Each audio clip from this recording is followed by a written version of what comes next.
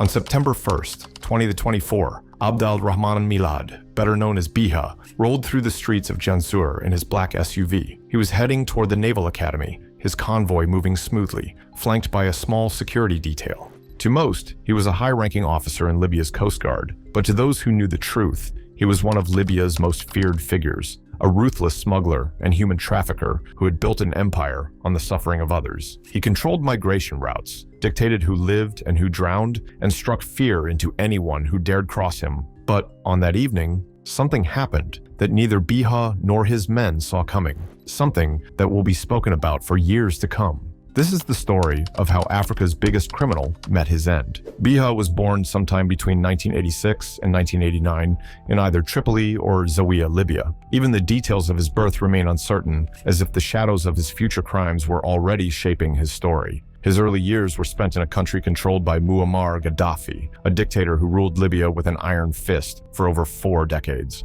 Life in Libya under Gaddafi was a paradox. On the surface, the country was wealthy due to its oil reserves, but beneath the riches, power was held by those willing to bend the rules, use violence, and control the black markets. From a young age, Biha was exposed to this world. In cities like Zawiya, smuggling was not just a business, but a way of life. Weapons, drugs, and even people moved through the coastal routes, and those who controlled them held real power. Despite the lawlessness of Libya's underworld, Biha did not start as a criminal. In 2009, he reportedly joined a naval academy, training as a cadet in hopes of becoming a part of Libya's maritime forces. But then, the Arab Spring came. In 2011, protests erupted across the Middle East, and Libya was no exception. What began as demonstrations against Gaddafi's rule quickly turned into a full-scale civil war.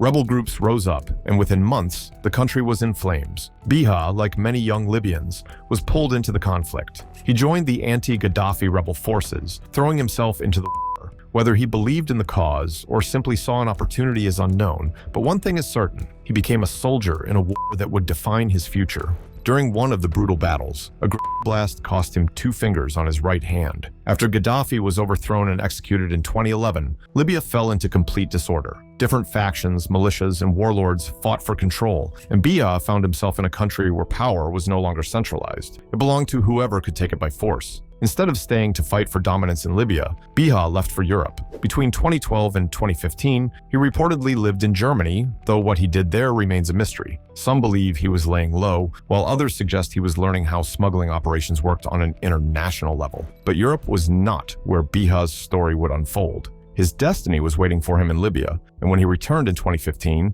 he was a different man, more ambitious, more ruthless, and ready to carve out his place in the world of organized crime. When Biha returned to Libya, he was appointed head of the Zawiya port, a key location on the country's coast. He worked under the Al-Nasser Brigade, a powerful militia led by Mohammed Kashlaf, one of the most influential warlords in western Libya. This was where Biha built his empire. Officially, he was a member of the Zawiya Coast Guard, a unit meant to protect Libyan waters. In reality, he ran one of the most profitable human smuggling operations in North Africa. He controlled the migrant routes, overseeing the movement of thousands of people trying to reach Europe. Reports surfaced that his men would intercept vessels filled with desperate refugees, and instead of rescuing them, they would open fire, shooting holes into the boats and leaving people to drown. Why would he do this? The answer was simple: control. Biha ran the migration routes like a business. Only those who paid him or his network were allowed to leave Libyan shores. Those who tried to escape on their own without paying their dues were sent a deadly message. Survivors from these attacks described the horror of being targeted by armed men in speedboats, their vessels sinking beneath them as gunfire rang out over the waves.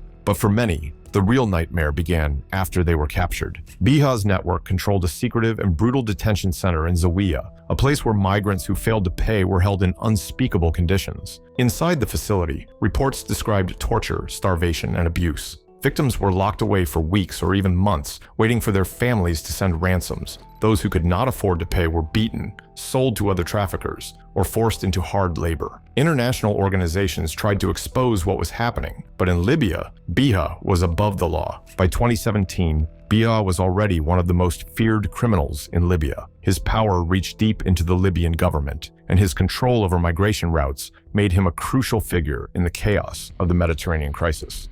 In 2017, the migration crisis was at its peak. Thousands of refugees and migrants were crossing the Mediterranean, hoping to reach European shores. Italy, overwhelmed by the influx, was looking for solutions. The country had already been working with the Libyan Coast Guard to intercept migrant boats, but the situation was spiraling out of control. Behind closed doors, European leaders were forced to acknowledge a harsh reality. If they wanted to stop the boats, they needed to deal with the people who controlled them. That's how Biha found himself in a meeting at the Cara di Mineo reception center in Italy. The location was ironic. It was a shelter for asylum seekers, many of whom had likely suffered at the hands of men like him. The meeting reportedly included Italian intelligence officials, members of the Ministry of the Interior, and Libyan representatives. But Biha wasn't treated as a criminal. He was there as a negotiator, a man who controlled Libya's migration routes and, if given the right incentives, could help slow the tide of refugees heading for Europe.